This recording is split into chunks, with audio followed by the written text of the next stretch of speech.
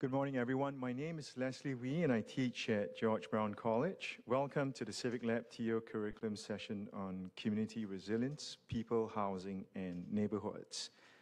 As this meeting is both in person and virtual, and we are not all gathered in the same space, I recognize that this land acknowledgement may not be for the territory that you're currently on.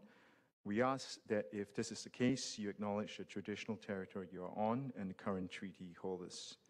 For those of us in Toronto, I would like to acknowledge that the land we are on is the traditional territory of many nations, including the Mississaugas of the Credit, the Anishinaabe, the Chippewa, the Haudenosaunee, and the Wendat peoples, and is now home to many diverse First Nations, Inuit, and Métis peoples. We also acknowledge that Toronto is covered by Treaty 13 with the Mississaugas of the Credit. Allow me now to provide a brief description of today's event. The CivicLabTO curriculum is presented by Strategic Partnerships and the City Manager's Office within the City of Toronto in collaboration with the 8 higher education institutions represented here today. Civic leaders from the city and these higher education institutions are forging a path of partnership and innovation. This work includes the development of a new model for the city and academia to collaborate on multi-partner, multidisciplinary research to inform policy and programs. We're thrilled to be hosting this year's CivicLabTO curriculum in Council Chamber and Committee Room 1, and I'm sure you'll agree that this is a very unique learning space to be in. A tremendous amount of planning between the academic institutions and the City of Toronto has gone into delivering the curriculum. The City of Toronto secured an amazing lineup of senior staff and policy experts for each of the sessions. Thank you to all of our partners who have made this possible.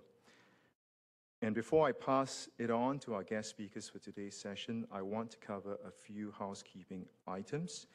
Today's session is being recorded, and participants are asked not to share any personal information within the meeting. This session will be available on civiclabto.ca and made available to your instructor in the near future.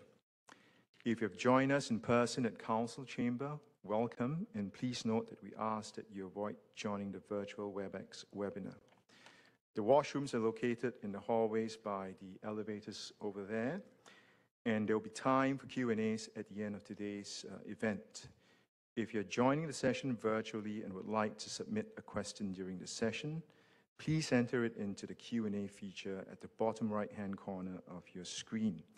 If you're joining us in person and are sitting in council members' chairs, you may speak into the built-in microphones. To use these mics, please press the speaking button to activate the mic.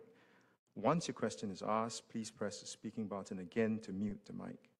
We also have a wireless microphone, as well as 2 set up over there, as you can see. For anyone in the audience, if you would like to ask a question, please just raise your hand and I'll direct you to the mics in question. Again, we remind you to avoid disclosing any personal information when asking your questions. Lastly, everyone joining us virtually will be manually muted during this event.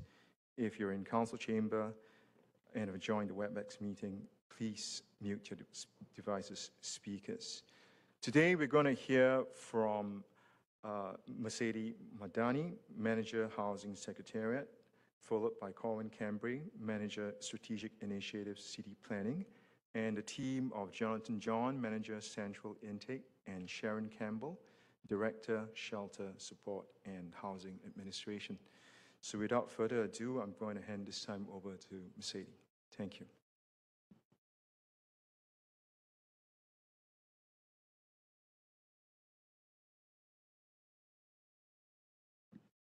Good morning, everyone. Can you hear me? Happy Friday. My name is Mercedes Madani. I'm the Manager of Housing System and Intelligence with the Housing Secretariat here at the City of Toronto. Welcome to City Hall. It's really glad to see so many faces here, and also good morning to everyone who's online. I'll tell you a little bit more about the Housing Secretariat and what it does. The Housing Secretariat is responsible for policy development, for delivery of housing and administration of housing across the housing continuum. And that means everything from social housing, supportive housing, affordable rental and ownership housing, and more recently, we're delving into purpose-built rental housing a little bit, and I'll tell you more about it. So I work for the policy unit at the Housing Secretariat. Myself and my team, we work on figuring out the challenges and issues around in our housing system. And we work very closely with our intergovernmental partners, with other orders of government. We work very closely with nonprofit and private housing sector. We manage a lot of partnerships, some of them that are very, very critical for us, including with our Indigenous housing providers, housing organizations that serve women and gender diverse people, with academic sector, with the GTHA municipalities and regions. And all of this is to help us be better positioned and aligned to address our housing challenges. I'll tell you a little bit more about myself. I have a background, both my bachelor's and master's degree is in urban planning. I graduated from the master's program at U of D. Don't ask me when. My focus has always been on housing. I've started working on social housing, affordable housing from the first assignment that I had at U of T, and I got hooked. But I will tell you, at that point, we didn't have a lot of courses on housing. I had to go to, I think it was the School of Social Works, to pick a course on housing with David Holchansky. I used to see, when I was a student, I used to meet a lot of urban planners, a lot of consultants, but I never actually got a chance to talk or work from a housing policy expert. So that's why I'm really, really excited to be here and to introduce to you a little bit of the work that we do at the Housing Secretariat, and really encourage you to consider a career in housing if you're interested in some of these issues that you're going to hear about today, both from the policy, from planning, and from the shelter and homelessness side. The challenges that we have in our city, I don't think I need to go through a lot of it right now. I'll go through some of it in my presentation, but the challenges that we have needs brilliant minds, needs creativity, problem solving, and I hope you consider joining either the city or other nonprofit or a lot of other organizations in our city that are doing this work on a daily basis to help improve housing outcomes for our residents. And I hope my presentation today will give you a little bit of an idea of what the city does, and I'm happy to take questions afterwards. So next slide. So I'll go through a quick overview of our housing and homelessness situation in our city. I will talk to you a little bit about the Housing TO 2020-2030 action plan, with a focus on increasing the supply of affordable and supportive housing and preserving our existing supply of homes. Next slide. So I just really wanted to start with this one paragraph from this amazing report that was done for us called Perspective on the Rental Housing Roundtable from two of the most famous profs at U of T, that when we talk about the housing crisis in our city, there are actually two separate housing crises in our city. One is which rising rents have made it increasingly unaffordable for middle-income earners who are struggling to find a place that they can afford and that meet their needs. And the second, which is one that's faced by people experiencing homelessness and very low-income people. They're both really important, they're both really significant, but they need different actions, they need different solutions. Next, and I'll tell you a little bit more about what that crisis is. So experiences of homelessness. As of September 2023, we have approximately 10,000 people who are actively experiencing homelessness. Majority of these folks are experiencing chronic homelessness, meaning they have been homeless for more than 6 months. And they come from a variety of ranges, ages, and genders, but we continuously see Indigenous people and Black and racialized people that are overrepresented in that population. Next. And then let's look at what the affordability challenges for our renters are. So the average market rent for a vacant one-bedroom purpose-built rental home in our city is around $1,800. In order for you to be able to afford that, meaning that paying only 30% of your income towards that rent, you need to make about $72,000 a year before taxes. That is when a lot of our essential workers, people who work in our banks, in our grocery stores, early childhood educators, they're making between 33 to 47. So you already see the gap. We did this illustrative example here to show a social worker who's making on average around $66,000 a year, basically can afford a one-bedroom purpose-built rental home in 3 areas in our city. So I'm just going to leave that for a second here in terms of what this means in terms of the struggles of our middle-income households, people who are working to keep this city running in accessing housing. Next one, please. And this was just kind of an overview of our current housing challenges. We know that our city is growing. Right now, Toronto is home to more than 3 million people. We know through a provincial forecasting that number will grow to over 4 million by 2046. And more recently, we heard from the federal government that they're targeting additional immigration targets. So that number is nationally, but we know again that given how Toronto is a center for employment, for services, for education, many of the new immigrants and new residents will join us in the city. So this is really to focus on how at the city we can't only focus on what our current problems are or current challenges are, but that we always have to look to the future and see what the future need is and have to plan for it. Next slide, please. So the Housing TO 2020-2030 Action Plan is one of those ways that we're trying to focus on not only our current needs, but our long-term growth and long-term challenges that we're going to have. The Housing TO Plan is the city's 10-year housing plan. It's the first municipal housing policy that is based on housing as a human right. It has a housing charter that recognizes housing as a human right. And it provides a series of actions and recommendations across the housing continuum. So you can see that continuum at the bottom of this slide. So everything from emergency shelters to social housing, affordable housing, and all the way to market ownership, that's what we call the housing continuum. And for the first time, actually, the city included long-term care as part of our housing continuum. In recognition of the pressure that we're going to have in housing our seniors, the growing population of seniors. Next slide. So the Housing TO Action Plan has 13 strategic themes, everything from working with our Indigenous partners, with women-serving organizations, and helping seniors. But there are really 4 areas that I want to focus on, which is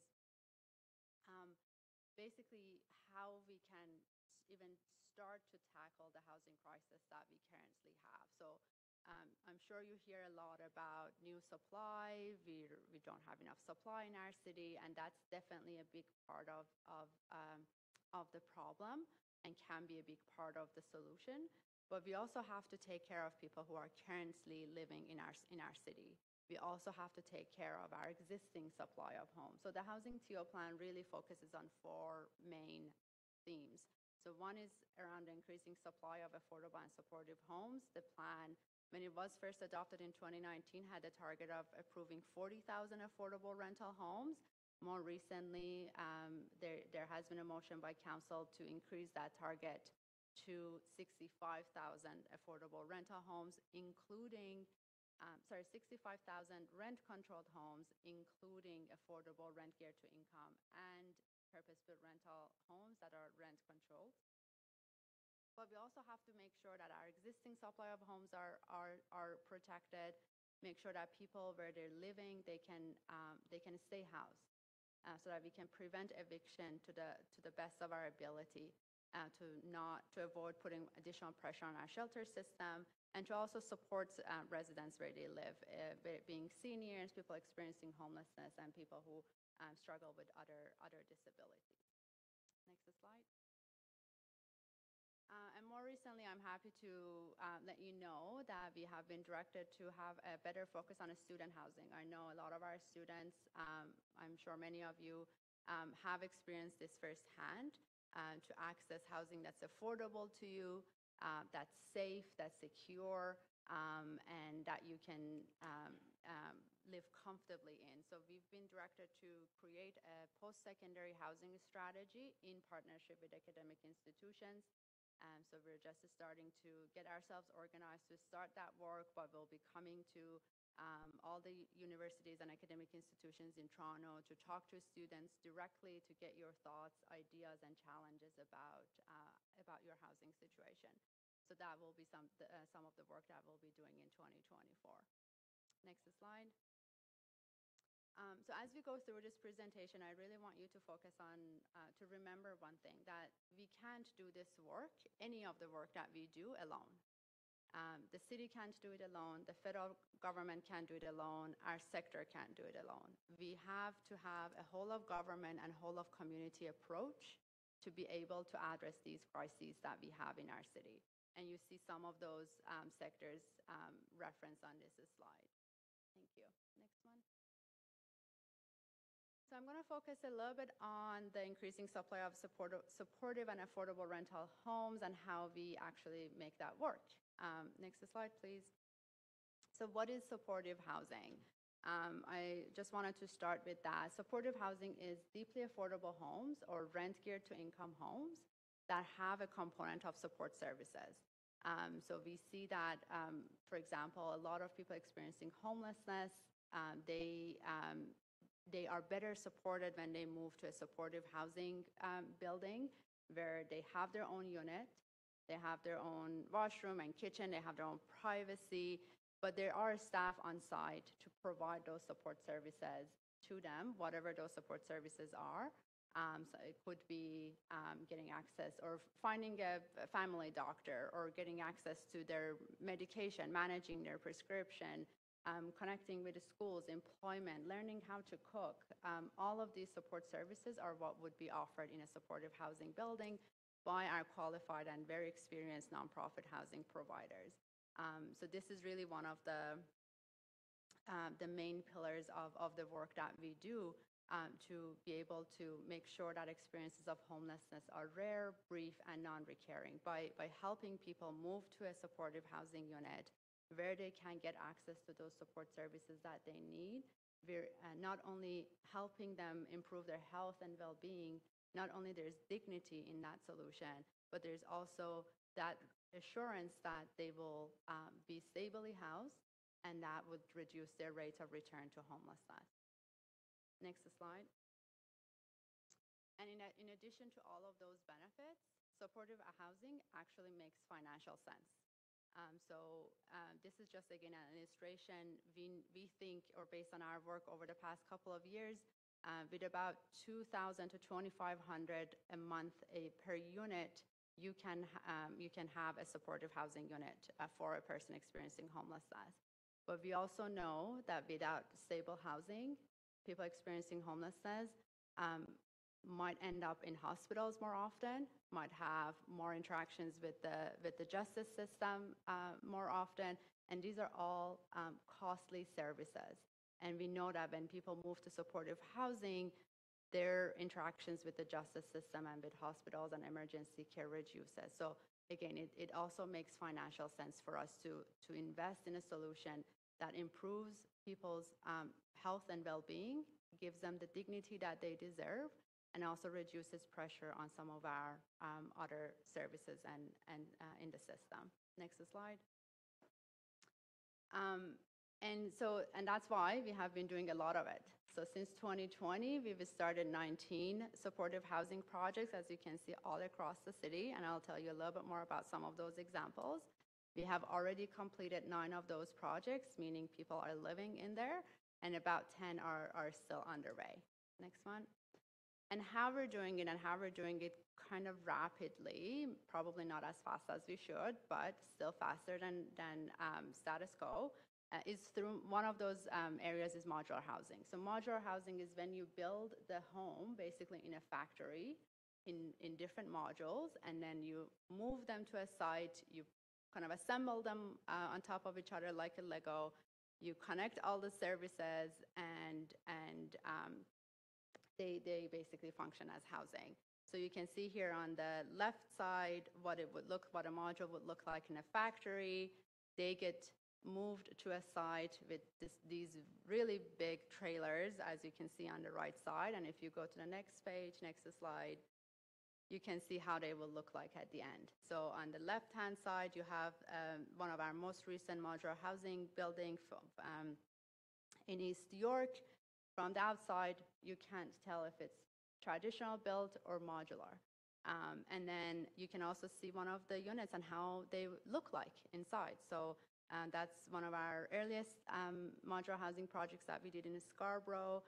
So each unit, again, not only has a kitchen and a bathroom, but it also comes furnished with a bed, with a mattress, with a little dining table, with a dresser, a sofa, a full-size fridge. If you've ever had to deal with mini fridges in your dorm rooms, you know what a pain they are. So they come with full-size fridges and sometimes ovens or stovetops. So they come fully furnished so that people can move in and start their lives there immediately. Next slide. Another way that we've been able to do this supportive housing quite rapidly is through acquisition of existing buildings and converting them to affordable housing. So again, what you see on the left-hand side used to be a seniors resident that was sitting vacant in Rosedale, and the city took advantage of federal funding to purchase that building and convert it to housing. There are 244 units in that building that are serving people who used to be staying in shelters or on the streets, and other folks who need supportive housing. On the right-hand side, you see a former hotel, 222 Espadina in Chinatown, that again, the city was able to leverage federal funding to purchase that hotel, convert it to affordable housing. This one has 84 units in it. Again, they're all now operational. They're working, they're housing people. It's operated by one of our partners, Homes First. And again, you can get a sense of like, they look like any other home. The people who move to supportive housing, they choose to live there. They are like any other renter. They sign a lease agreement with their operator. They pay rent. They have the same rights and responsibilities, but that means that they actually then get a key to their unit that they can lock a door at night and have a safe roof over their head. And if they need support services, it's available in the building, or the staff in the building can help connect them with other services. Next slide, please. So I'm going to talk to you a little bit more about the Open Door program. So we talked about supportive housing. Another main area of focus for the Housing Secretariat and for the city is affordable housing. So affordable housing are what we call homes that are affordable to people who are making anywhere between $30K to $60, $70K. Average ranges are for one bedroom about $1,500, so still very affordable compared to what you would find in a condo or in the market. One of the best programs that have helped us achieve more affordable housing since 2016 is called the Open Door program. That basically provides a range of incentives. And by incentives, we mean waivers and exemptions on development fees and charges that sometimes can be really expensive, and a little bit of capital funding. And this is a completely city-run program. So basically, the city, in the absence of having sufficient funding or services from other orders of government, stepped up back in 2016 and created this package to work with nonprofit and private sector organizations to build affordable housing on their own land. Next slide. So you can see some of the examples here. Again, I included a couple. We've approved over, I think, 30 projects since 2016 when it was first established. One of them that is really exciting is a co-op. We don't build a lot of co-ops these days. It's really hard to build housing co-ops, but this one was done in partnership with Riverdale Co-op. They had a piece of land in the back of their building, so it's basically they intensified their land using capital funding and incentives from the city, and with the help of a private developer, they built this addition to their portfolio. And then you can see a different example. The other example in Etobicoke, that's about 127 units. Again, all of them are affordable rental units, and they were all supported by Open Door program. So you can see the different types of housing, affordable housing that could be built using this program, again, depending on the site that our partners bring to the table. Next slide. Housing Now initiative is, again, another initiative that we have. I won't speak too much about it. I know Corwin will touch on it in his presentation, but Housing Now basically brings the city's land into the mix. So we have a lot of land that might be not being used to the best of their capacity right now. The city takes advantage of that land to build affordable housing in addition to purpose-built rental housing. Next slide. And then, again, I kind of mentioned at the beginning, we have a focus on not only increasing supply of affordable homes, but preserving what we currently have. As a city that keeps growing and developing and redeveloping, there's always a risk of losing homes that you currently have. The city has a very robust rental replacement policy that will ensure those rental homes can get rebuilt and they're not lost. But this was another way that the Housing Secretariat came in and addressed that concern in the city through a program, and if you go to the next slide, please, sorry, thank you, called Multi-Unit Residential Acquisition Program, or what we call MURA. So through this program, we again provide funding to our nonprofit housing providers in our city to purchase buildings and convert them to affordable housing. And this has been one of the ways that you can basically remove some of these buildings out of the speculative market in Toronto and put them in the hands of nonprofit organizations that would keep them affordable for 99 years. This has been very, very successful, especially given the high housing costs in our city. This has been a game changer for some of our nonprofit housing organizations to increase their portfolio, but also, again, protect what we currently have. That's about it for me. Just that one last slide. So I want to thank you again, but what you see on the screen is not just a photo. These are what we call the Housing TO family. So all of these characters on the slide, they have a story. These represent people and households that we can help through our program. So if I'm sure you're on Instagram or if you're on Twitter, search for Home Sweet Home, and then you can get to meet them. You have Mary and Jacob and Ali and Kamal. They all have stories of the challenges that they have been facing in our city and how some of our city programs can help them address those challenges. So I hope you take some moments in your break to get to know them a little bit better. Thank you, everyone.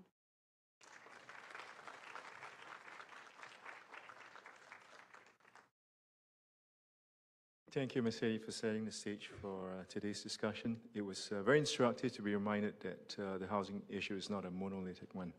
I'm going to invite next Corwin Cambray, Manager of Strategic Initiatives, City Planning, to be our next presenter. Thank you.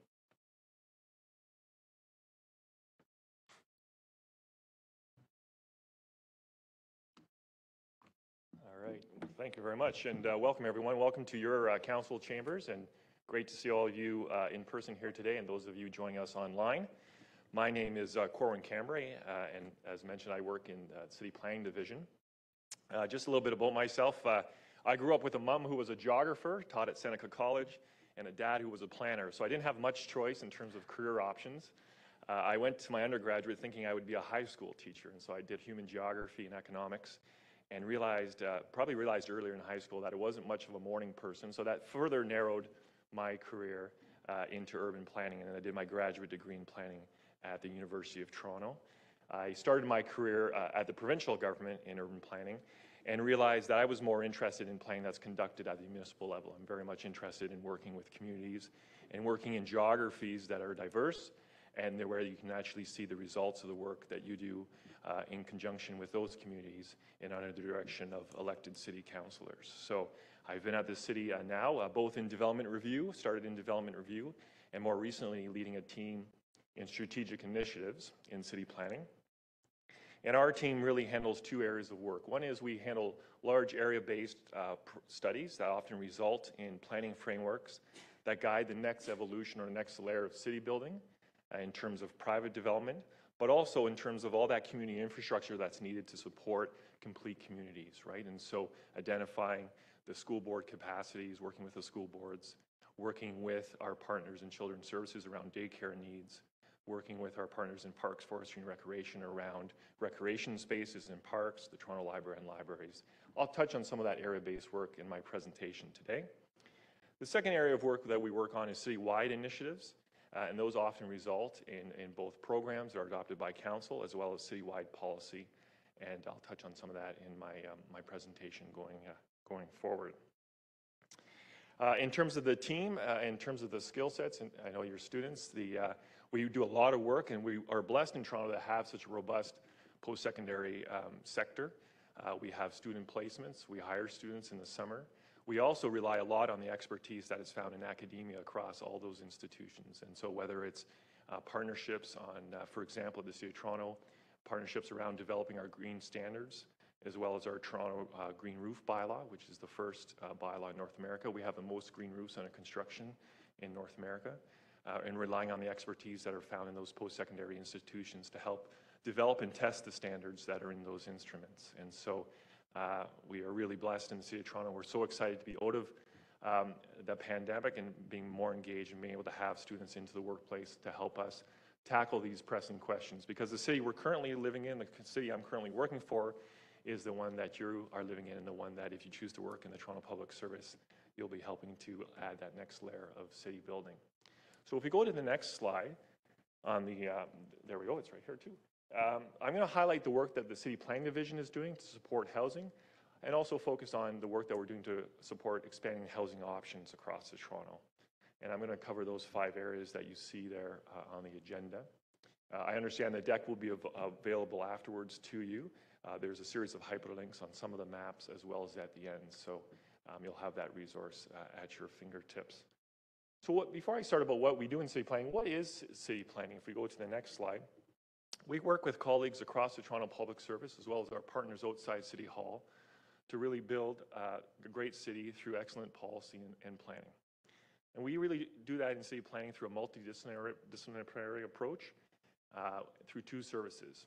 One is our development review service, and that results in planning approvals. And so if you go around the city, you see cranes are up in the air on many sites. You see people adding to their homes, or businesses expanding, or institutionals putting in new spaces. Those are often the results of processes that have gone underneath our development review process. We prepare recommendations. Those recommendations come before this very chamber for council to either approve and adopt or not to approve. In addition to our typical development review, we have quite a robust heritage process. We issue over 2,000 heritage permits a year, and that's around the reinvestments that's happening in our heritage resources in all 4 corners of the city. Our second service that you see there on the screen is a service with respect to city building and policy development, and that's the work that goes underway, the work that my team does and other teams does in terms of crafting policy and regulations to help shape the city and direct growth and investment in all areas of the city. It's important to note that these 2 services inform one another, and so our official plan policies and zoning regulation help to shape development in terms of the scale and the mix of uses, and development trends and activities that are helping out there help to inform the research that we undertake and the policy reviews that we advance and bring forward to City Council for adoption. So it's an integrated approach here at the city planning. It's always being adjusted and fine-tuned. What we did 10 years ago is what we're not doing today. 10 years from now, we'll be doing something differently. And it's very much, if you think about it in terms of technology, right? The technology that you use today builds on past technology, but hopefully you're not using technology from 10 years ago. okay? So that's very much like city planning. It continues to evolve.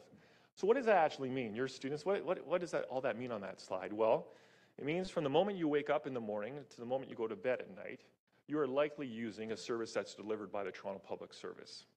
I suspect all of us in the room and those online today probably used one of Toronto Water's services this morning, whether it was drink water or contributing to the wastewater system. I suspect if you came in to the council chamber this morning, you may have taken transit delivered by the Toronto Transit Commission. If you were brave enough with the weather, you might have used a bike share delivered by the Toronto Parking Authority. All of us crossed the street or walked on a sidewalk to get here that is delivered by the Transportation Services Division, right? We're in a building that's managed by corporate facilities and real estate as they manage all our properties, right? You've likely been to a Toronto Public Library. You may have been to a park or recreation center recently that's delivered by the Parks, Forestry, and Recreation colleagues. And maybe later today you'll drop by a restaurant to grab some food or a drink that's licensed by municipal licensing and standards and inspected by public health. What's amazing about the services that we deliver here in the Toronto Public Service is that most of those services are operating 7 days a week, 24 hours a day, 365 days a year. And what's interesting and the real luxury I have and honor I have in city planning is that because of the nature of work that I do, I get to work with colleagues across the Toronto Public Service as we evaluate individual development applications that result in some of the towers you see being constructed here, or as we look at putting in new places of new planning frameworks in places that are experiencing change to understand what are the needs and the community infrastructure needs that are going to be needed in these areas to support that growth and the changing populations that Mercedes touched on, right? And so what's exciting if you're interested in a career that offers you diversity and offers you chances to work in different areas is the Toronto Public Service. You know, it's 40,000 strong, and you can really move around within that organization and find a spot that fits best for you. I enjoy it in city planning because of the nature of the work we do and the amount of interaction we have with council and communities. And our work is really aligned with supporting the priorities that City Council sets, and we're going to speak specifically today around housing, which is a key priority of Council, as well as the Toronto Official Plan. And it's about including, all our work is about supporting a more vibrant, sustainable, and inclusive city. Next slide, please. I wanted to first touch on, something that we hear a lot about, and that's around housing prices. I think we all appreciate, if you look at this slide, there are many factors contributing to housing prices, right? There is both factors on the supply side, and there are factors on the demand side. And I think Mercedes captured it nicely. Addressing that crisis, addressing the housing affordability crisis, is going to require a whole of government and a whole of community response. There's not one actor or one magical lever we can pull that are going to help tackle housing crisis. If it was, for example, with respect to planning approvals, as I'll show you on the next slide, then that crisis would largely be resolved. But it's not. There are going to have to be activities by not only the City of Toronto, but other levels of government, but also by our partners outside of City Hall, both in the construction industry as well as in the nonprofit and other sectors. Let's move on to the next slide. So one supply factor, one of the things that city planning is responsible for is bringing forward planning approvals to City Council for its consideration. And what this slide shows you is that City Council is doing a remarkable job in terms of development approvals. In each of the last 5 years, Council has almost approved 22,000 housing units on an annualized basis. At the same time, just over 18,000 housing units have actually been constructed. So the supply side in terms of planning approvals is 143% higher than what the industry is actually able to deliver on an annualized basis. What this means is that there's work to be done on the construction side of the business, right? And that work is partly the responsibility of municipal government. We have to continue to make our processes easier, more efficient, easier for more audiences to navigate. And on the construction side, we need to continue to expand our supply chains, need to continue to welcome new players into the development business. In fact, today in this very chamber or online, there may be future home builders, right? There may be future developers in the crowd. And we need to have a broader mix of industry players out there who are able to construct housing in all corners of the city. What does this actually look like on a map in terms of the work the council has been doing to give development approvals? If we move to the next slide. This shows you the proposed residential pipeline. This is all the development applications that are in the pipeline at the City of Toronto over the last 5 years. There are just over 1,700 projects representing over 700,000 housing units. that are in the pipeline for construction across the city at different stages. Now, not every proposal that gets approved by this chamber will actually get constructed, but the pipeline is quite healthy in the near term and able to provide enough housing units to satisfy the capacity of industry to construct those units. What you see on the map from a city planning perspective is that our policies and regulations direct growth to certain areas of the city.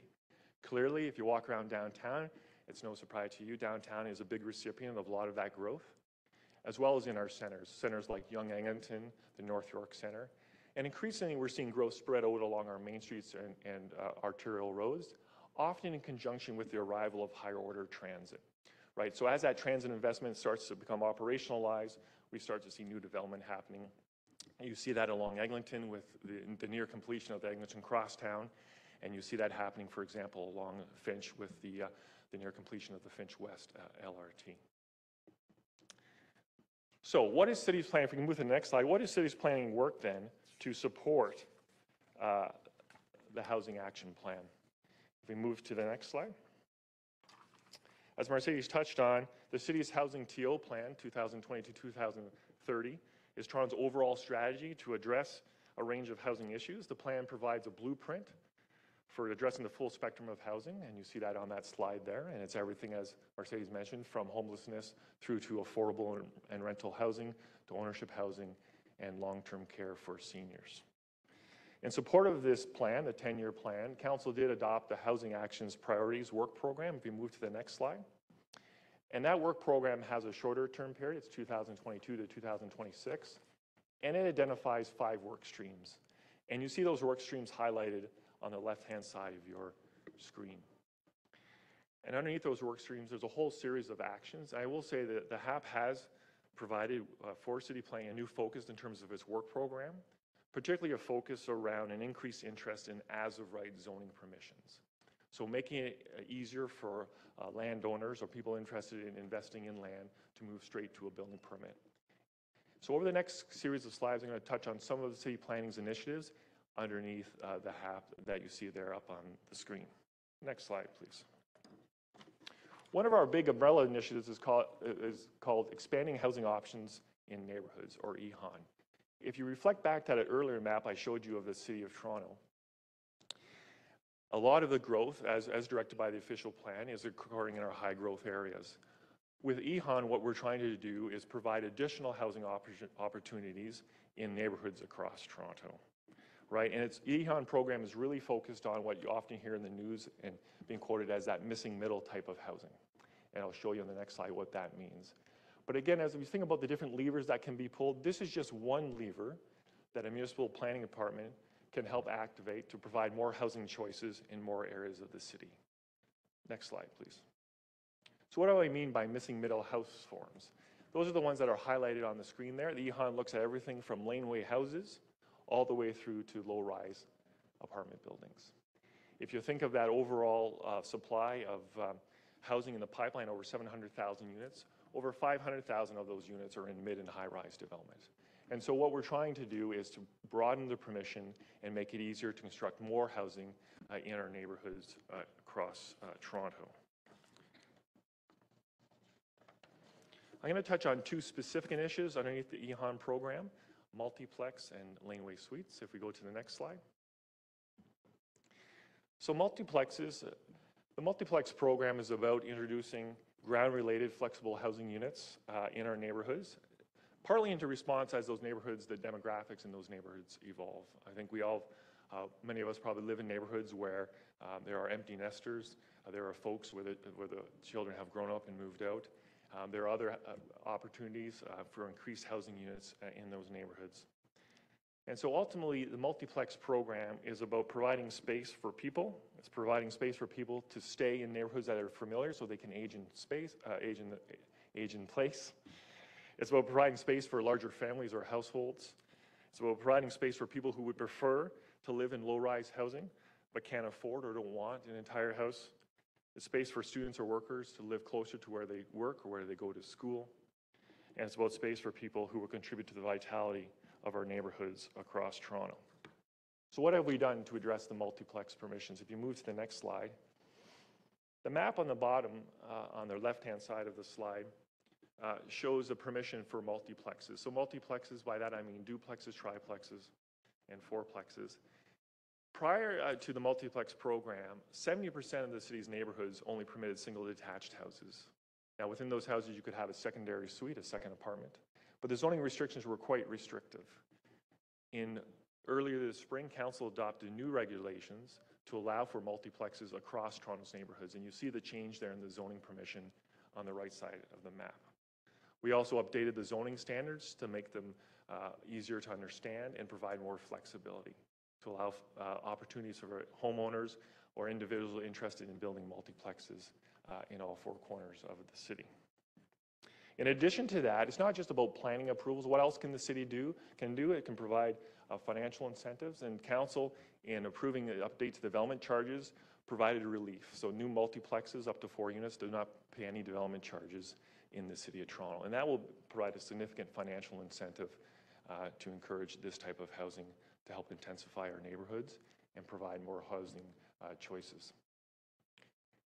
Next slide, please.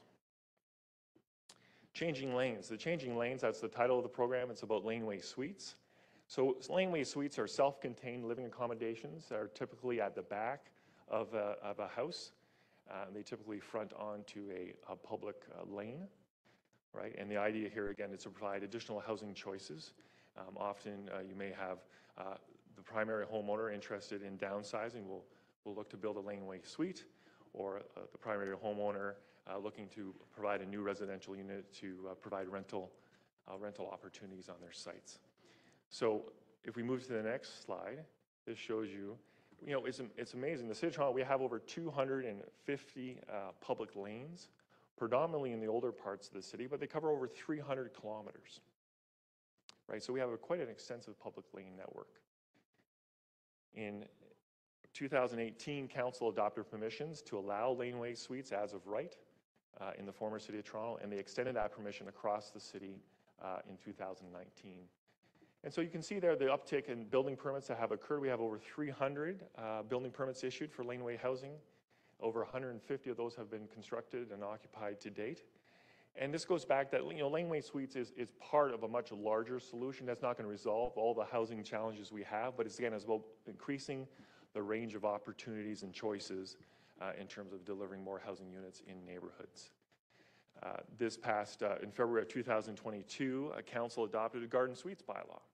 For those properties that don't have access or back onto a public lane, you now have permission to build a garden suite on your property, which is a detached, self-contained, again, living accommodations that's located at the rear or in the backyard of a single detached duplex or triplex, right? And again, those properties have been exempt from development charges, providing a financial incentive to consider adding that to an individual lot in the city.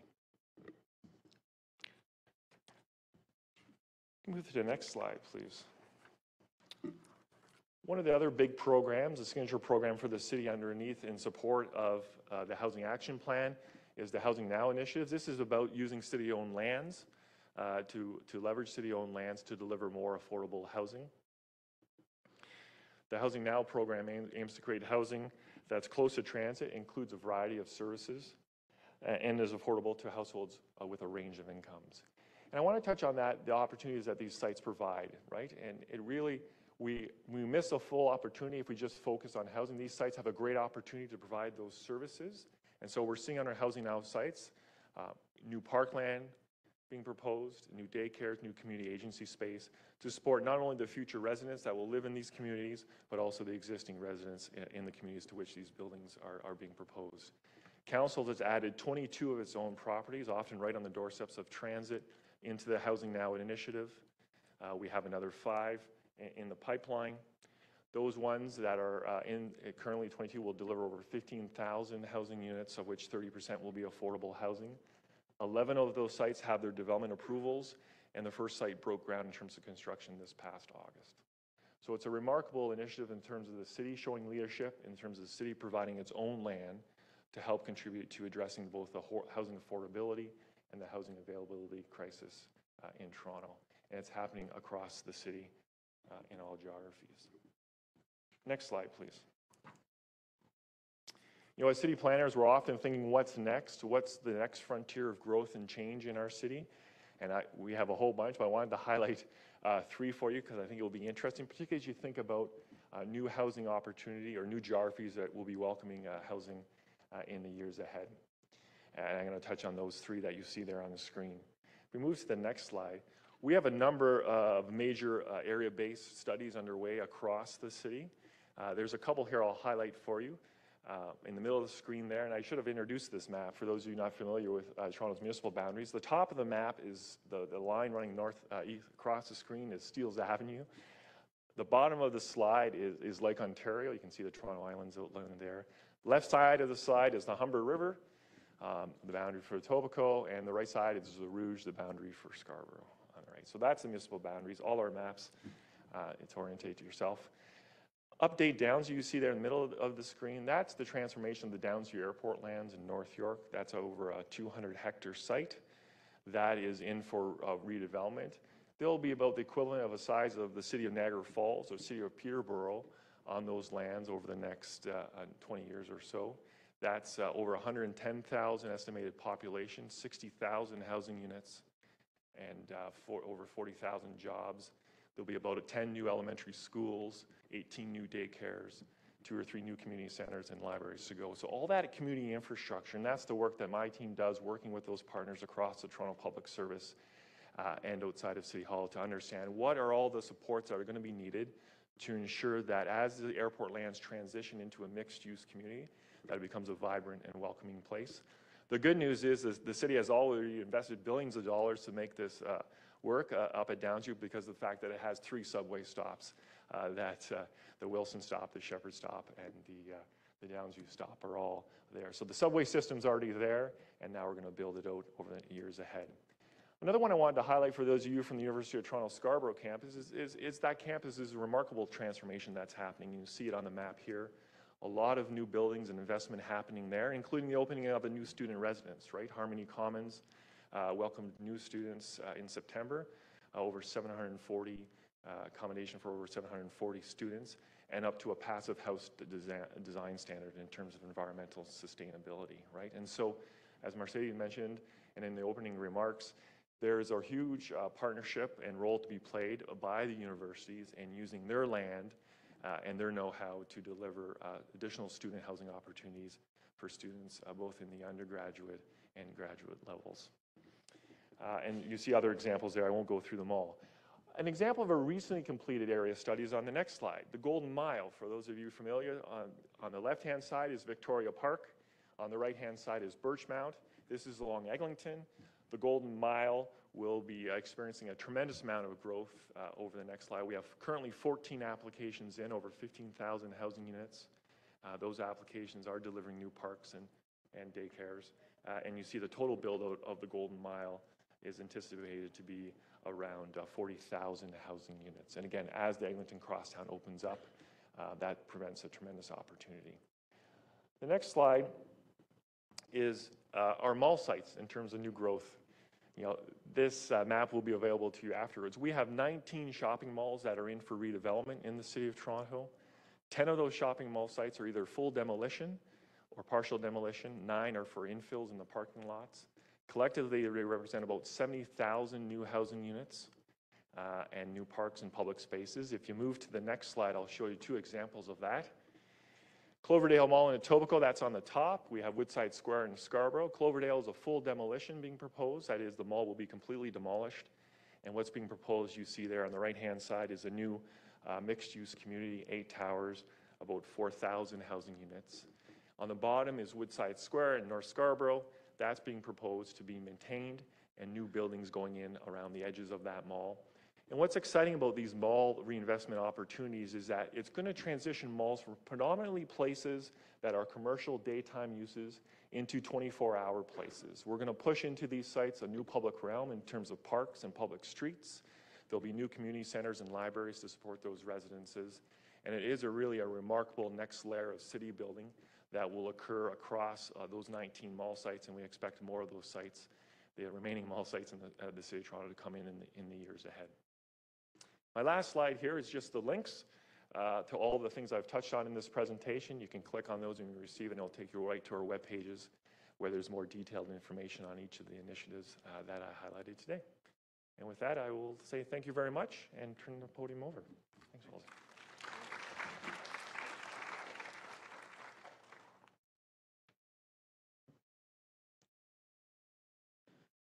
Thank you, Corwin, for highlighting the interaction between the public and private sectors as a point of consideration for us. Last but not least, I'd like to turn over the time to the team of Jonathan John, Manager Central Intake, and Sharon Campbell, Director, Shelter Support and Housing Administration. Over to you.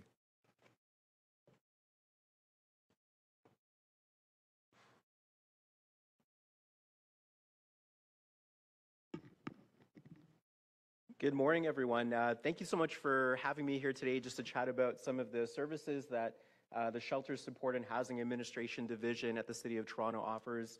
I also wanted to just say thank you for being here today. I've been working in homelessness services for just over 15 years. I've been with the City of Toronto for about 4 years, so most of my experience is actually working out in the community in various leadership positions, frontline services, managing shelters and drop-in programs and harm reduction programs. And when I moved into the city about 4 years ago, working with as a public servant, one of the things that I recognized immediately was how valuable it is for everyone, Torontonians, to understand how government operates, understand how city services operate. And because of that, when people understand how municipal governments operate, it leads to better cities for everyone. And so whether you choose to be a part of working for the City of Toronto at some point or pursue a career on the community side, it's just so valuable to have you here today. You're up-and-coming professionals. And if you leave here today with just different perspectives and different insight, and you forgot everything else, that's totally okay. We need people to think differently. We need people to challenge ideas and existing solutions that are in place right now to be able to deliver better services for Torontonians. So I hope you take a moment just today to just relish in how important it is to be here today and what that'll look like for your future careers, whether you're working in the city or other levels of government or outside of it. I think this presentation, and sorry, as I mentioned, or it was mentioned earlier, Sharon Campbell is with me here today as well, a great resource, part of our leadership team at Shelter Support and Housing, and would also be an excellent person to connect with should you have any questions as well. And I think this presentation really complements the earlier presentations quite well. And the reason being is it highlights the people that benefit from these services, right? We're talking about buildings and we're talking about material, but we're doing it for people. Right, the core people that we are serving are individuals moving into these housing opportunities. And what SSHA does is respond to people in crisis circumstances that have not been able to benefit from the housing opportunities that are available or a result of lack of affordable housing. Right, we respond to those individuals that are looking desperately for the services of the other two presentations that you chatted about. And so I want to spend some time today talking about who those people are. Next slide, please. In a really kind of high-level overview of SSHA, or the Shelter Support and Housing Administration Division, we are the largest per capita shelter system in the entire country. We have about 337 beds per 100,000 people. So we're talking about an enormous shelter system, 18% more than the next municipality, Vancouver, and then Montreal as well. So the complexities and the scale of what we're doing is unprecedented throughout the entire country, and we are responding to a growing demand of people that are desperately looking for affordable housing. And what you can see here is just last year, for example, what this looked like in terms of numbers was 20,700 people that made use of the city's shelter system. And in fact, at the top of this month, and October 1st, 2023, we have 10,700 people that are residing in city shelter services. And we know this number is underreported, right? Or it's not truly reflective of the actual number of people that are experiencing homelessness. There are 10,700 people that are in beds, and we're going to be talking about today some of the folks that are still trying to get indoors and receive some shelter services. And what those services look like is a variety of things that are listed on the slide there. We have emergency and transitional shelters, drop-in services, outreach programs. You're going to hear a lot about in the next month, warming centers as the weather starts to get colder and the need starts to rise. The city's response to the winter season by warming centers being implemented. We have housing help resources and encampment supports. And so again, you can see that all of these services are responding to people that are in need of desperately affordable housing and have not been able to find that. And the city cares about those individuals and responds in the ways that SSHA is offering services. There are some online resources I encourage you to check out. We're not going to talk a lot about the division at large today. We're going to talk about a specific business unit in that division, but I do encourage you to check out some of the resources that are online there. In particular, the division service plan and work plan.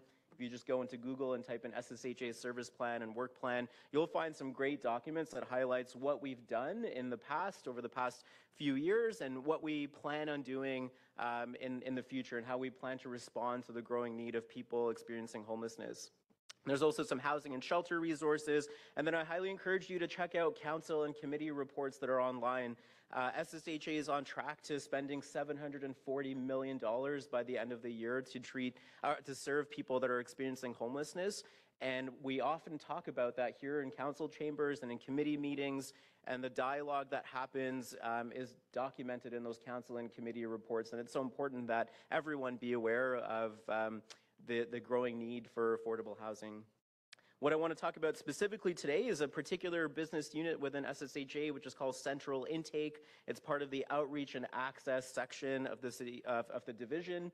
And this is a recent change that the division had made just a few months ago to build a new dedicated section to focus specifically on reaching out to people who are not indoors and also looking at that access piece. Right? When you think about access, if you're trying to access any sort of city service, whether you're looking or public service, whether you're looking for a family doctor, whether you're looking for daycare, we sometimes experience frustration with how we access that service. Where do we go for information? Is it the right information? Are we getting sent to somewhere else to get new information? That access piece is so important. If people are in times of vulnerability and dealing with complex social issues, we want their access to emergency shelter to be as smooth and effortless as possible. And so the division was able to build out an outreach and access section to provide the same strategic level insight and support to people that are trying to navigate the shelter system. Next slide, please. So who is Central Intake? I mentioned we're part of the outreach and access section of the division, and we provide shelter and assessment and referral services operating through a contact center environment. And we predominantly do this through inbound and outbound calls, and we also respond to some electronic messages as well. But because people don't have to come to us to get service, we're seeing large volumes of people reaching out to us at all times of the day. We operate in a 24/7, 365 environment.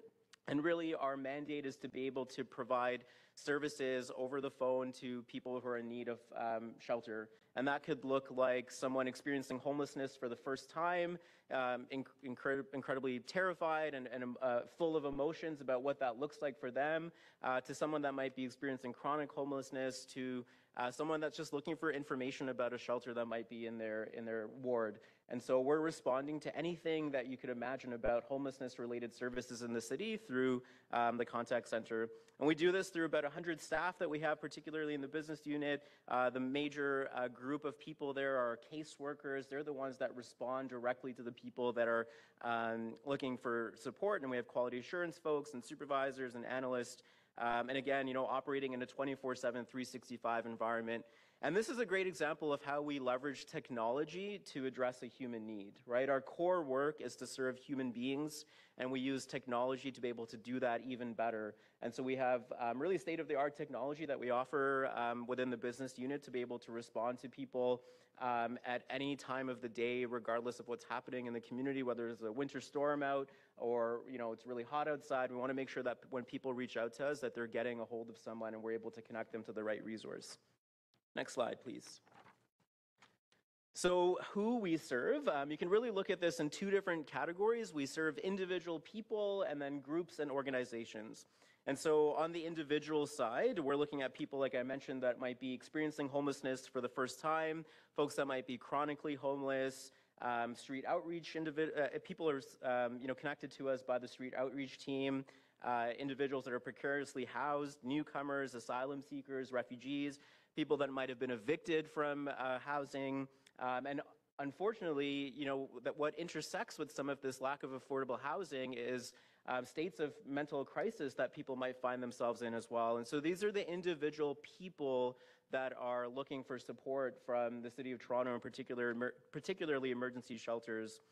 And this is a unique circumstance. The people that are responding to these individuals looking for support, because we're doing it over the phone, we don't always know about the safety of that person, right? And we have individuals calling us that are fleeing domestic violence, and their first phone call is to the central intake team to look for emergency shelters. We have people that land in the country and have nowhere or no idea about where to go, and they're reaching out to through their first phone call through the central intake team. And our team is committed to ensuring that they are safe at the time of their call, and if they're not, we're able to support them to maintain their safety and well-being. And then we look at the organizations and other systems that are part of our client group who we serve, and we see emergency departments, immigration services, border services, legal, correctional, the VAW sector, victim services, and courts, and many other systems that reach out to us for support. And what this highlights is how housing intersects with all of these other systems, right? People that aren't able to get indoors and people that aren't able to access deeply affordable housing intersect with many other systems, right? And homelessness and affordable housing is something that impacts all of us, and there's a responsibility of everyone that lives within the city. Some of the other resources or groups that we respond to is the Office of Emergency Management. We often connect with other regions and municipalities, councillors and mayor's offices, the Streets to Homes Assessment and Referral Center, eviction prevention, responding to media inquiries, and this excludes the digital interactions that we respond to as well. We are predominantly a phone-based service provider, and we do also get a lot of email requests, hundreds of email requests just a day for people looking for support. Next slide, please. And so how we serve these individuals that are seeking our support and beyond that is one of it is data collection and reporting. Like I mentioned earlier, we want to know who people are that are trying to access the shelter system. If they're not able to get indoors, we want to know why. We want to know how long they've been trying for, because it highlights where we can have program improvements and process improvements within the division. We care about the people that are not indoors yet, and if that leads to changes within how we operate our services because we're collecting that data and we're reporting on it and making program changes, that's what we want to continue doing through central intake. We also manage a number of emergency hotels that we use for families who are experiencing homelessness. When you think of families, we think of minors and children that might also be experiencing homelessness as well. We want to make sure that those children are safe and their health and well-being is protected. And so we manage hotels that really supports those families. And we'll see a little bit in a few slides how many families and individuals we're talking about. We work with system-level referrals, and when we talk about referrals, we think of individual people that are coming into beds, and then we also think of large groups of people that are looking for support. So when shelters open or when shelters close and there's large groups of people moving through the system, central intake plays a role in ensuring appropriate system flow. We respond to a lot of feedback from the public. We want to know people's frustrations. We want to hear about people's challenges of navigating, and we want to hear where we can improve. And so central intake often responds to those individual requests and brings them forward to be able to lead to process changes in how we serve Torontonians. We also deal with emergency requests from other divisions. We look at efficient bed management. We have, you saw in an earlier slide, we have over 10,000 beds that exist within the shelter system. And we want to know instantly, as soon as the bed is available, within a matter of a few seconds, that we are able to identify that available bed and bring someone into it. And seconds and minutes count, right? When it's minus 15, minus 20 outside, as soon as that bed becomes available in a sea of 10,000 plus beds, we want to know about it right away and bring people indoors. And so we're able to do that through the supports that we have at Central Intake. We look at things like warming centers and shelter flow and improving referrals in the shelter system as well. Next slide, please. And so what this looks like in terms of numbers, again, back in 2020, we had 134,000 calls for service. Last year, that number increased to about 310,000 calls for service. And this year, we still have a few more months left to go. We've already exceeded last year's numbers. We're at 344,000 calls for service. And we're actually on track to ending the year with just under 500,000 calls, or about 450,000 calls for service.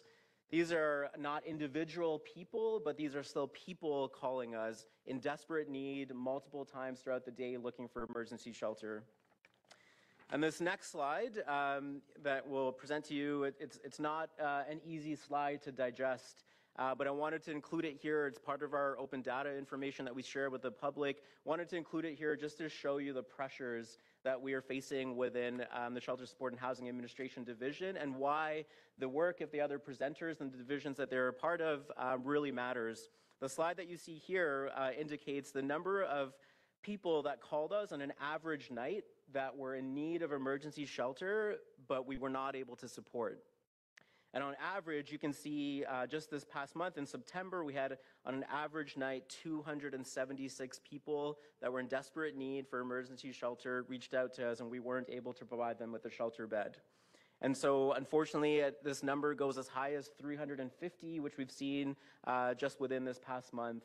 And these are the people that the city is responding to through the affordable housing projects that you heard about in the city planning services that you heard about earlier. And what this looks like on a particular day, for example, 278 people in this one example weren't able to be served. It's about a 50-50 split between refugees and asylum seekers and non-refugees.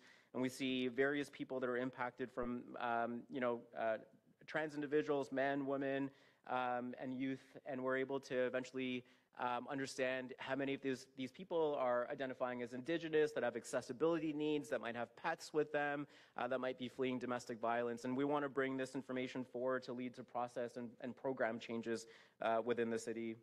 And, this slide as well, despite having the largest per capita shelter system in the country, and despite the City of Toronto adding hundreds of spaces every year, despite the immediate response of SSHA to this growing need for shelter services, it highlights how complex this is, and it highlights that whole of government and whole of community response that's needed from the entire country. Homelessness is complex, and it requires everyone to be involved in building solutions. Next slide, please.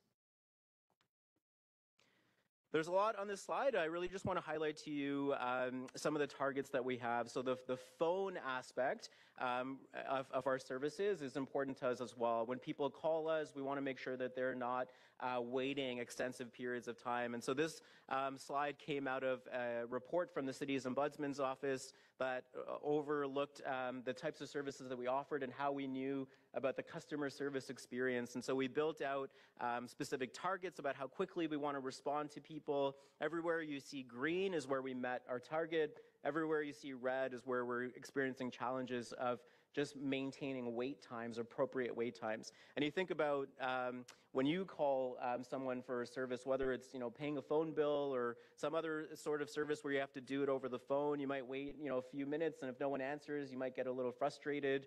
And you add homelessness on top of that, and someone who's in desperate need, we don't want them to wait. We want to make sure that they're answered immediately.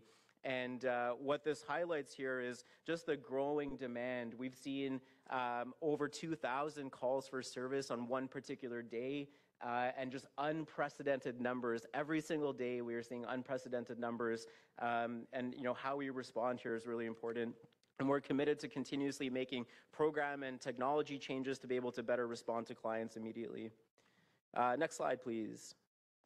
This just shows you on an average day what those calls look like. It's broken down into various categories, from calls that lead to successful referrals to information and resource calls to calls that we just don't know about because they got disconnected. In red, you can see is the majority of our calls. This is how we code 80% in this case, 80% of calls that came in through a 24-hour period. And those calls were coded as space being unavailable. So the majority of people that call us result in an outcome where we're not able to provide them with shelter services, which is why it's so important to continuously relook at affordable housing and what that looks like for people who are trying to be brought indoors. Next slide, please.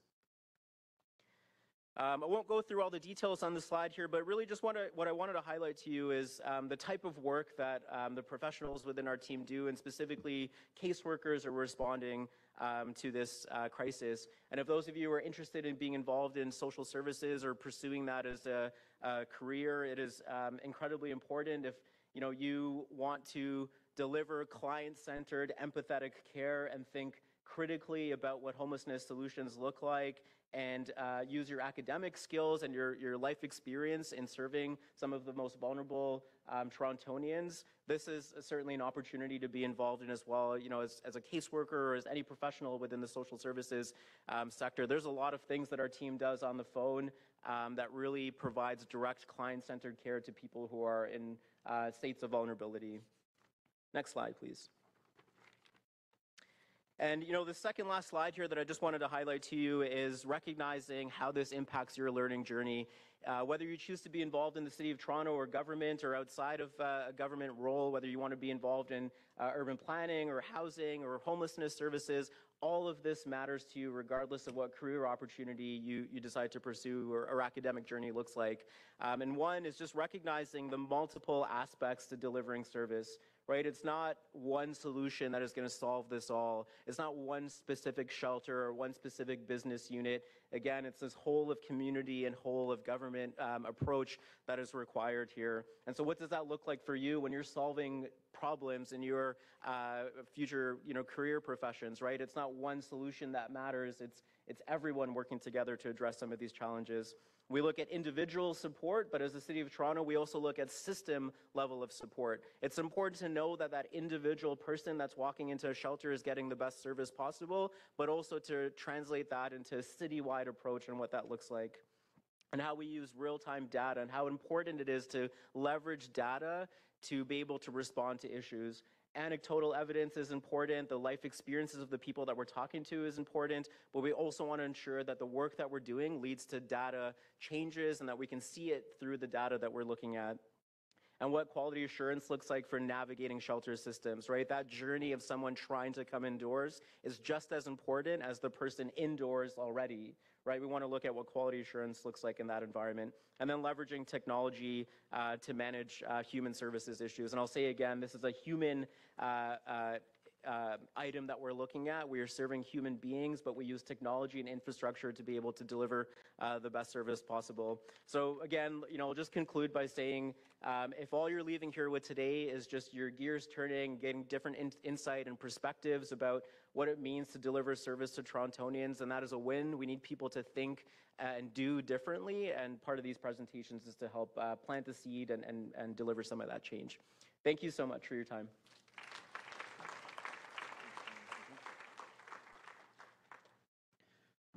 Thank you, Jonathan. As much as housing is a middle-class problem, shall we say, thank you for the reminder of our duty of care as a society. I'm going to turn this time over now to you, our students, whether you're here in person or online. If you have any questions for our presenters today, please raise your hands and I'll direct a mic to you. The gentleman over there, please go ahead.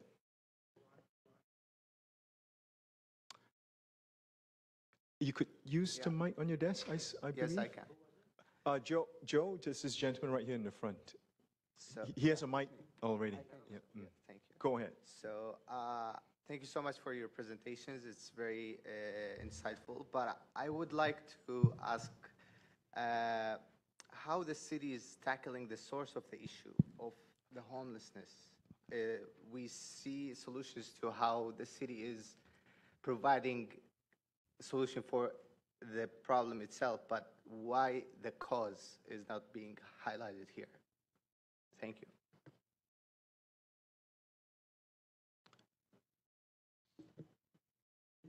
Yeah.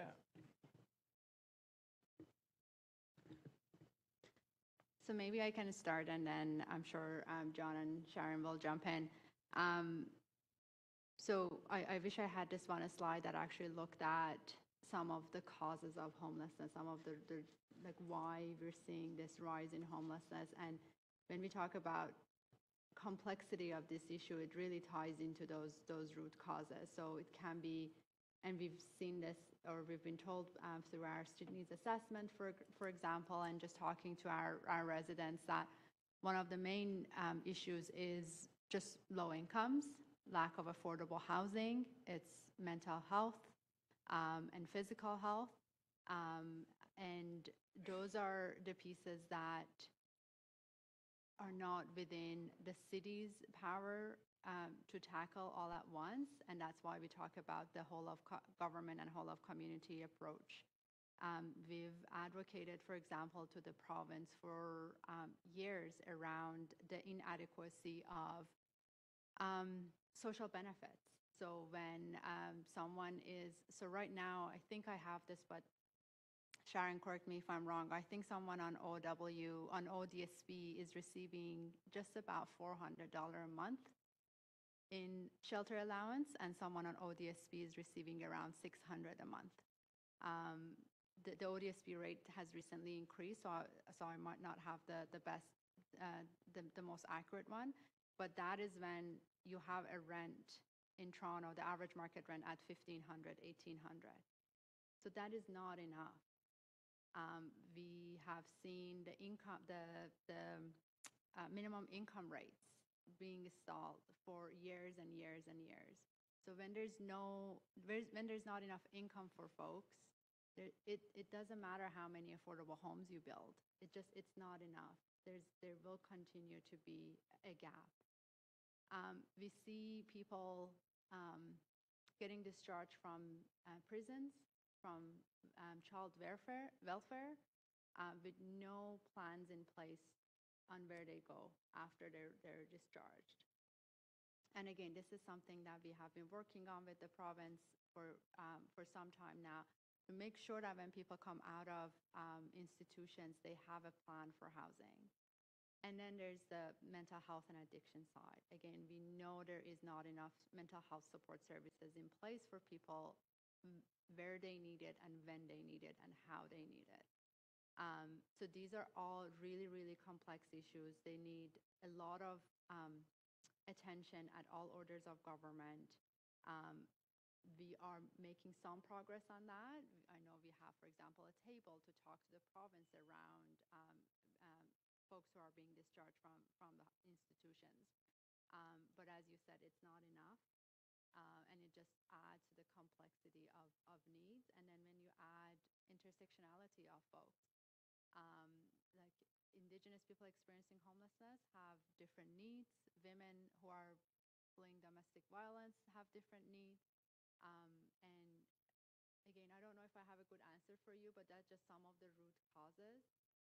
One piece that we are doing, though, is making sure that we have eviction prevention measures in place, so that when people are currently housed and they have some sort of financial challenges, maybe they lose their job for a couple of months, or they have some sort of mental health or physical health challenges that they can't work for a couple of months, that they don't lose their home. There are financial assistance in place, rent banks, emergency funds in place to make sure that that person can stay housed while they kind of resolve their financial challenges, and that it doesn't add to our homelessness crisis. So I'll stop there, jump in. Yeah, just wanted to add really quickly, that's just an excellent question, and I just encourage you to keep asking that question, right? Throughout your academic and career journey, ask yourself, like, what are we actually trying to solve, right? Whatever problem you're facing, sometimes it can be very easy to put a Band-Aid solution on something and think that that is the solution and that's the only solution. And it sometimes takes away the spotlight from a deeper issue, which is some of the things that Mercedes talked about as well. So I just encourage you to continue asking what is the root cause of some of the challenges that we're seeing. And I can say that we are addressing some of those root causes, and we collaborate with other divisions that are building healthier and more vibrant and safe communities for everyone. It's not just the work of SSHA, it's just not just the work of city planning. There's a lot of collaboration that happens within the City of Toronto, and there's also a lot of advocacy. The numbers that you saw on the slides and the stories that we're telling you about are not just being shared here in this room, they're being shared with everyone. They're public information, it's being shared with council, it's being shared with other levels of government, and this is a complex issue, and this is decades of lack of resources. This didn't happen overnight, right? This happened over decades of just challenges with social issues, and it's not going to be resolved overnight, and it's not going to be resolved just with the City of Toronto, right? It takes everyone to be part of that solution, and we do it through events like this, right? This is how we're addressing some of the root causes, is to share information with up-and-coming professionals in the field and to encourage you to start to think more creatively and innovatively about how to respond to some of these challenges. I'm going to try and make time for one more question. Is there anyone? I'll go with the gentleman who raised your hands. Joe, could you bring your mic over to your right? Thank you, Joe.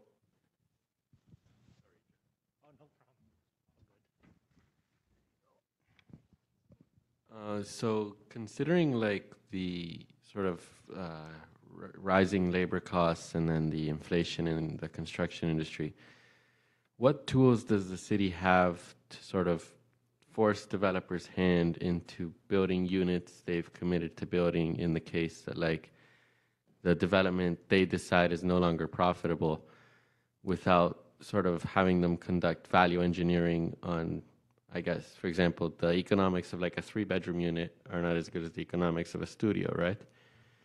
So considering the housing crisis, does the city have any tools to mitigate those cases? Maybe I'll start with that. Thanks for that question, and thanks for your interest. In terms of the city's role in that, I mean, we do not have the authority to require someone to act on their approvals, right? One of the things we have asked the provincial government is to give us the authorities to actually sunset those approvals. So if someone's not able to act on development approvals after a certain number of years, then those approvals should be able to be removed and reassigned to someone else. Because what happens is when you sit on approvals is you start to occupy capacity, particularly in our wastewater and drinking water systems, and we can't assign that capacity to other developments that may be more readily able to go. The other thing is to recognize is that we rely on our partners outside of City Hall to actually build this city, as you touched on, right? They assume tremendous risk in terms of financing and so forth. In terms of the affordable housing portfolio, there is a really important role for the federal government through the Canadian Mortgage Housing Corporation in terms of providing more clear and easier pathways to financing to help our nonprofit partners build out. The city does provide some direct financial incentives. I mentioned one of them with respect to relief for development charges for multiplexes. On our Laneway Suites program, we have in place a grant of forgivable loan of $50,000 over 15 years if you maintain that Laneway Suites at an average market rent. And so if you agree to rent it for 15 years and maintain it at average market rent for that area of Toronto, you will be forgiven a $50,000 loan. So we are doing things, but these are challenging times, and our partners in the construction industry are facing tremendous amount of headwinds, as we all are with inflation and changing interest rates. Marcy, anything else you want to add? I'll just add a little bit that it's a little bit a different story when we're talking about an affordable housing projects, because especially when they're funded by the city or they receive any sort of incentives from the city, at that point we become partners. So then their challenges in making housing happen or building up will become part of our challenges, because we want to see those homes built. And that's when we actually have a team of development officials, development officers in our unit actually that work hand in hand on a daily basis with developers who have affordable housing projects in place to kind of work through some of these challenges, both on the planning side, but also when they get to construction. We do a lot of advocacy along with our housing providers, nonprofit, co-ops, indigenous private housing organizations, two other orders of government, and we try to resolve those issues. So definitely the city sees itself as part of the solution, but also helping organizations work through these challenges. Some of them are really big developers that you see across the city. Some of them are better equipped to take on risk, and some of them are smaller nonprofit organizations, and we can't just leave them on their own, and we try and come in and help support. Sometimes it's additional funding. We have come back sometimes to City Council and say, there's this project that's really important. It's building affordable housing. We need extra funding for it. And, in most cases, we get council blessing on those projects. And sometimes we go to other orders of government, as Corvin mentioned. Oh, sorry. Is this better? And yeah, so sometimes we go to other orders of government, and we make the case for these projects. Again, it's more around like how we partner and support these organizations, because as you said, interest rates, construction costs, supply chain issues are impacting all the projects, but most specifically the affordable housing projects, especially the smaller organizations that might not have as much of a kind of a financial backing to be able to finish the projects. In the consideration of time, I'm going to move things forward by letting our student representative from George Brown College speak, but I encourage you to stay behind and approach the speakers if you still have questions that you would like to ask them. And we're going to be sneaky here at George Brown. I told my student that we should truncate the thank you and squeeze in a question, given how popular the topic is. So I'll give the time over to you now. Thank you so much. On behalf of George Brown College and all of our students here, we'd like to extend a warm thank you to our speakers today.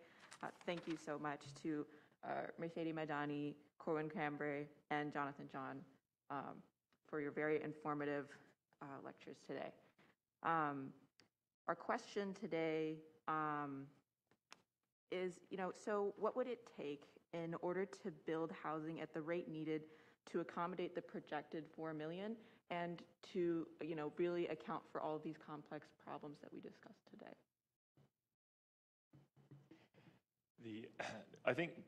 Thanks, that's a big question. I think one of the things that we sometimes fail to weave into these kind of discussions is that we have a tremendous amount of existing housing stock across the City of Toronto. A lot of that housing stock, particularly in our low-rise neighborhoods, is occupied by single occupancies, particularly people in the later stages of their lives. There's going to be a generational turnover of that stock in the next 10 to 15 years. That turnover of that stock alone will account for 25%, an estimated 25% of our housing needs. Some of those houses will be occupied by younger folks in their family-forming years, which is great, supports our local schools and parks. Other houses will be demolished and maybe replaced with a multiplex, right? And so, as I said earlier, there's a whole bunch of different levers that have to be pulled, and one of those big levers, from our perspective in city planning, is that existing housing stock and how to get more people into that existing housing stock, either through things like secondary suites or multiplex programs, or as the population and demographics naturally change. Yeah, and I'll just say from a social services perspective, political will and valuing human life, right? Like it's one thing to cite housing as a human right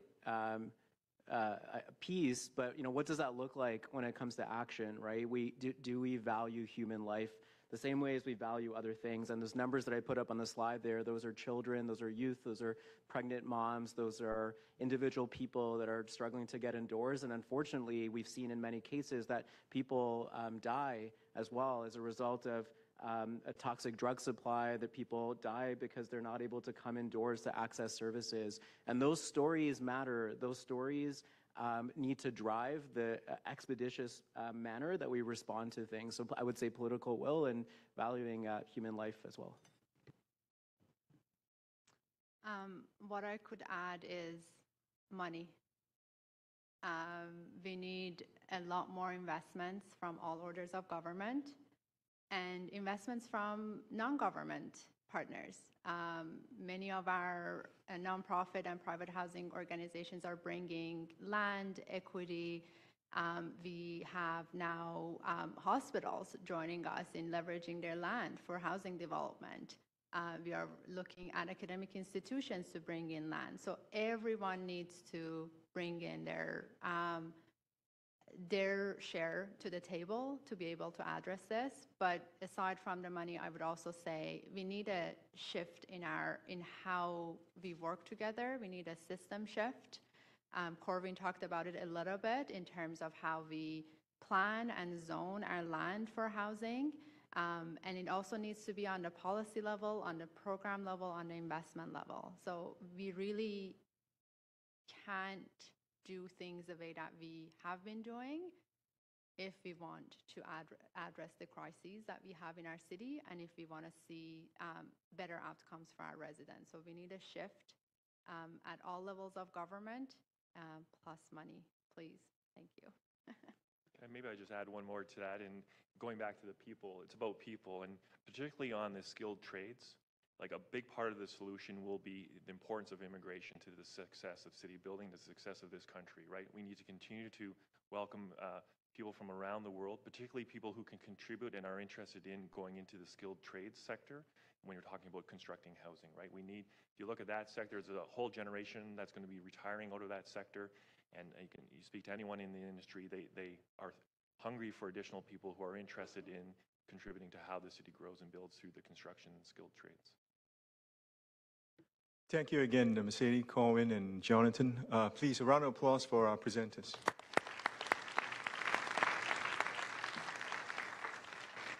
I just have 3 closing remarks before I can let you go. I just want to remind you that our next session will take place here in Council Chamber on November 3rd, and we'll be looking at art culture in the public realm.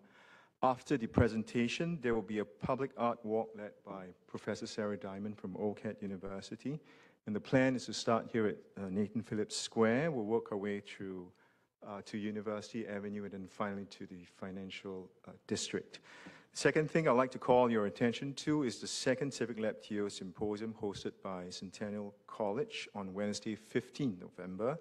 It is a whole-day event running from 9 a.m. to 4 p.m., and there are breakout sessions on the issues of public health, mobility, housing, economic development, and climate change. Now, with respect to the session on climate change, the symposium is extending an invitation to students to take part in a special session in the afternoon with city leaders, and space is limited to 200 attendees. If you're interested, please email civiclabto@toronto.ca to reserve a spot. A catered lunch will also be provided by the Culinary Arts Program of Centennial College. Lastly, if you're a student from the U of T, TMU, OCAD, or York, please remember to connect with a student from another institution for your reflection assignment. I believe you can do that today here at Council Chamber, right at the back over there. Upstairs behind the space. Thank you so much, Sarah. So that is all from us today. Thank you again, everyone. See you next time on November 3rd.